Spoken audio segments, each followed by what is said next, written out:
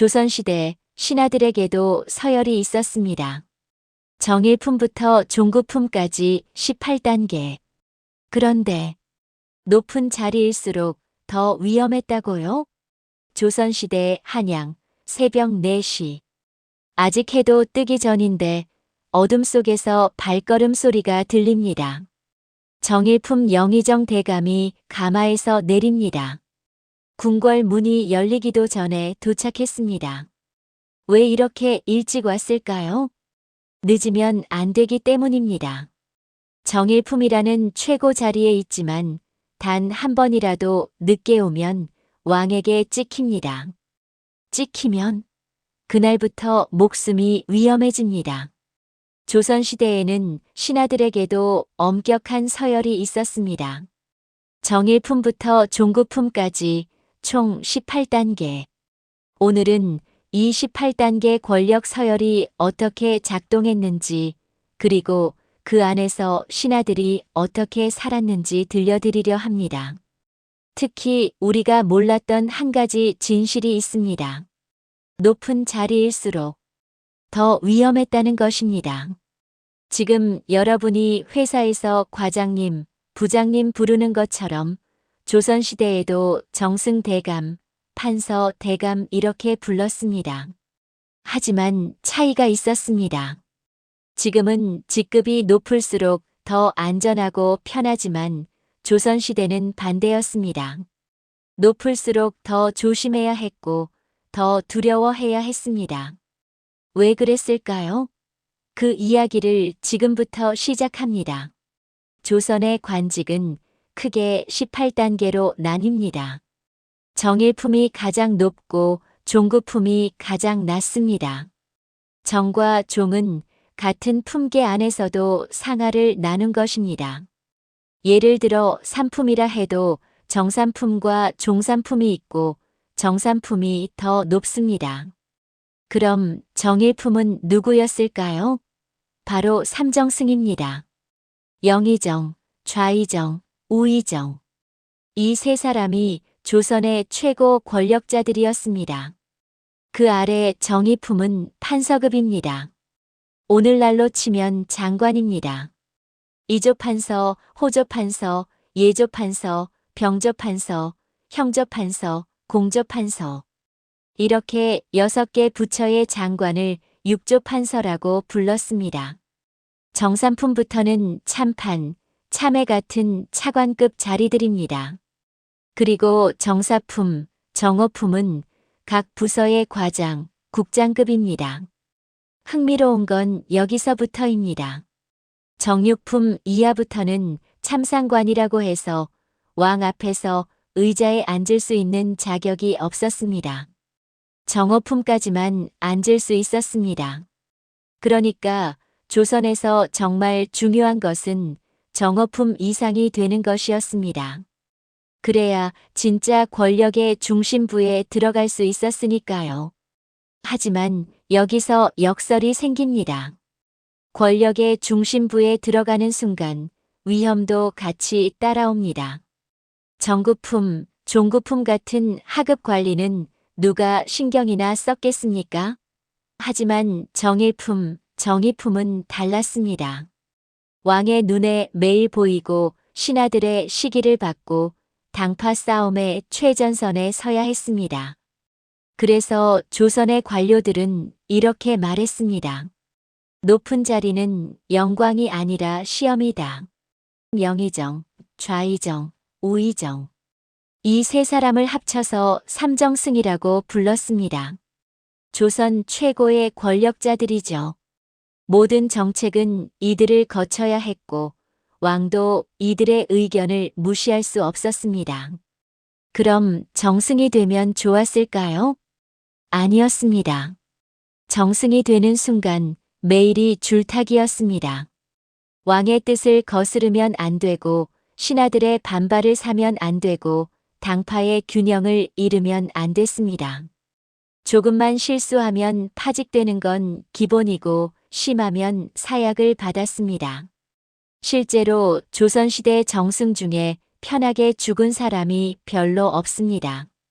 대부분 탄핵을 받거나 유배를 가거나 심지어 사형을 당했습니다.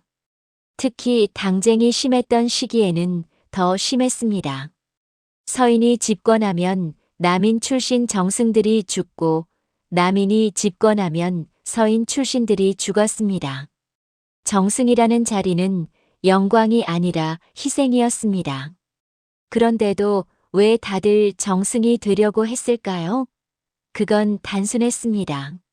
정승이 되지 않으면 더 위험했기 때문입니다. 조선은 권력의 정상에 서지 않으면 살아남을 수 없는 구조였습니다. 중간에 머물면 양쪽으로부터 의심받고 낮은 자리에 있으면 아무도 보호해주지 않았습니다. 그래서 조선의 관료들은 올라가든지 물러나든지 둘 중 하나를 선택해야 했습니다. 중간은 없었습니다. 삼정승 아래에는 6조 판서가 있었습니다. 이조, 호조, 예조, 병조, 형조, 공조. 이 6개 부처가 조선을 실제로 움직였습니다. 이조는 관리의 인사를 담당했습니다. 누구를 어디에 임명할지 결정하는 곳이죠. 그래서 이조 판서가 가장 실권이 강했습니다. 조선시대에 이조를 잡아야 세상을 잡는다는 말이 있었을 정도입니다. 호조는 재정을 담당했습니다. 세금을 걷고 예산을 집행하고 나라 살림을 책임졌습니다. 돈을 쥐고 있으니 힘이 셀 수밖에 없었죠. 예조는 외교와 과거 시험을 담당했습니다. 중국, 일본과의 관계도 예조가 맡았고 과거 시험으로 새로운 관리를 뽑는 것도 예조의 일이었습니다. 병조는 군사를 담당했습니다. 군대의 인사와 배치, 무기 관리까지 전부 병조가 책임졌습니다. 전쟁이 나면 병조 판서의 책임이 가장 컸습니다. 형조는 법과 형벌을 담당했습니다. 범죄를 처리하고 형량을 정하는 곳이죠. 사형수를 결정하는 것도 형조였습니다. 공조는 토목과 건설을 담당했습니다. 궁궐을 짓고 다리를 만들고 도로를 정비하는 일을 했습니다. 이 6 판서들이 실무를 책임졌습니다. 삼정승이 방향을 정하면 6조 판서들이 실제로 일을 처리했습니다. 하지만 판서도 안전하지 않았습니다. 정책이 잘못되면 판서가 책임을 졌고 왕이나 정승의 미움을 사면 바로 파직되었습니다. 그래서 판서들도 매일 긴장 속에서 살았습니다. 조선에는 특별한 기관이 있었습니다. 바로 3사입니다. 사헌부, 사간원, 홍문관. 이 세 기관을 합쳐서 3사라고 불렀습니다. 이들의 역할은 간단했습니다. 감시와 비판이었습니다. 사헌부는 관리들의 잘못을 감시했습니다. 부정부패를 조사하고 비리를 적발하고 탄핵을 주도했습니다. 아무리 높은 사람이라도 사헌부의 조사를 피할 수 없었습니다. 사간원은 왕에게 간언하는 곳이었습니다. 왕이 잘못하면 직접 충고하고 왕의 명령이 잘못됐다고 생각하면 거부할 수도 있었습니다. 홍문관은 왕의 자문기관이었습니다. 학문적으로 가장 뛰어난 사람들이 모여서 정책을 연구하고 왕에게 조언을 했습니다. 3사의 관리들은 품계가 높지 않았습니다. 대부분 정삼품, 정사품이었죠. 하지만 그들이 가진 권한은 엄청났습니다. 정일품 정승도 3사의 탄핵을 받으면 파직될 수 있었습니다. 판서도 심지어 왕의 친인척도 3사의 칼날을 피할 수 없었습니다. 그래서 조선의 고위 관료들은 3사를 가장 두려워했습니다. 아무리 높은 자리에 있어도 3사가 한번 물고 늘어지면 끝이었습니다. 탄핵이 받아들여지면 파직되고 유배가고 심하면 사약을 받았습니다.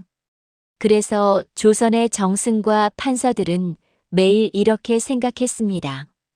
오늘은 내가 탄핵당할까? 내일은 누가 나를 고발할까? 여기서 중요한 반전이 하나 있습니다. 우리는 보통 이렇게 생각합니다. 높은 자리일수록 안전하고 편하겠지. 하지만 조선은 반대였습니다. 높은 자리일수록 더 위험했습니다. 정일품 정승은 매일 탄핵을 걱정했고 정의품 판서는 매일 파직을 두려워했습니다.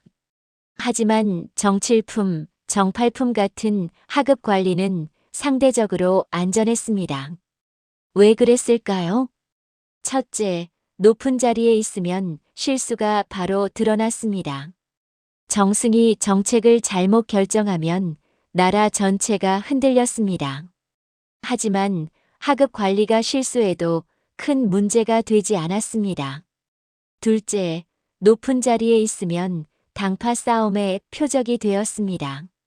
서인과 남인이 싸울 때 가장 먼저 공격받는 사람은 정승과 판서였습니다.